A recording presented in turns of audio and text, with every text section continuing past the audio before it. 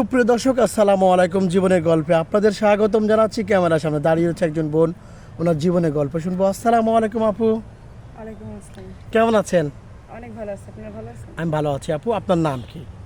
আমার নাম হাসি। হাসি, হেসে হেসে কথা বলেন, ভালো লাগছে। আচ্ছা, আপনার দেশের বাড়ি কোথায় হাসি? মাইমিসিং।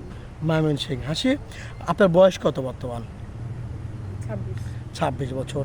আপনার বিয়ে শাদী হয়েছিল হাসি? হ্যাঁ হয়েছে। স্বামী কি হয়েছে? আপনার বিয়ে হয়েছিল? হ্যাঁ হয়েছে।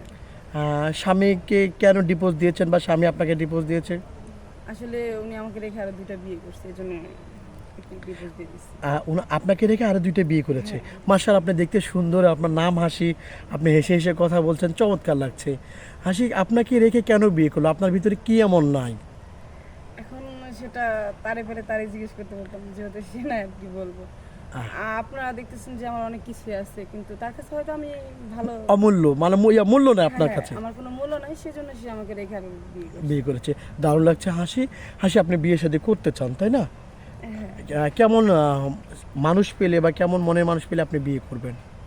আসলে সে যেরকমই হোক, কিন্তু বাট যাতে মানে এই যে আমার হাজবেন্ড আমাকে যেভাবে রেখে গেছে, আরেকটা বিয়ে করছে, না জানি আর কত মেয়েদের সাথে কত রকম রিলেশনে জড়ায়। আমি চাই এমন একটা ছেলে যে নাকি শুধু আমাকে বুঝবে, আমার কষ্ট বুঝবে, সবসময় আমার পাশে থাকবে, আমাকে রেখে যে আরেকটা মেয়ের কথা কখনোই চিন্তা করবে না। আসলে এরকম ছেলে তো পাওয়া যায় না, ভাগ্যের বিষয়। রাইট। তো আল্লাহর কাছে দোয়া করি আমি যদি এরকম একটা ছেলে পাই। অবশ্যই যারা যারা ভিডিওটা দেখতেছেন অবশ্যই তারা আমার জন্য দোয়া করবেন। এখন কার সাথে ভাগ্য লেখে রাখছে সেটা আমি নিজেও জানি না, তো অবশ্যই দোয়া করবেন যাতে ভালো একটা ছেলে আমার জীবনে আসে। আর যা হোক, বেঈমান যেন না হয়। হ্যাঁ, বেঈমান যেন না হয়। আর বেঈমানেরা সবসময় গরিব হোক কালো হোক তাতে কোনো প্রবলেম নেই, কিন্তু বেঈমান যাতে না হয়। আর বেঈমানেরা সবসময় ভালো থাকে, কিন্তু মনে রাখবেন সবসময়। এটা তো থাকি, কারণ তাদের আল্লাহ পাকই ভালো রাখে। আল্লাহ পাক ভালো রাখি, ইনশাআল্লাহ বেঈমানের শাস্তিও হবে। আচ্ছা আপু হাসি, আপনার বয়স কত বলেছেন? 25 বছর তাই না? 26 বছর। আপনি ওরকম একটা বিয়ে করছেন, একটা একটু বয়স্ক যদি হয় 45 বছর 40 বছর, সমস্যা আছে? ওই যে বললাম, বয়স তো ইম্পর্টেন্ট না, কিন্তু বাট যে সে যাতে চরিত্র ভালো ভালো। হয়, চরিত্র ভালো হয়, এটাই আর কিছু চাই না। এমন হতে পারে আপনার যেহেতু বিয়ে হয়েছিল একবার তাই না, উনারও বউ থাকতে পারে, বউ মারা যেতে পারে, চলে যেতে পারে, আপত্তি আছে?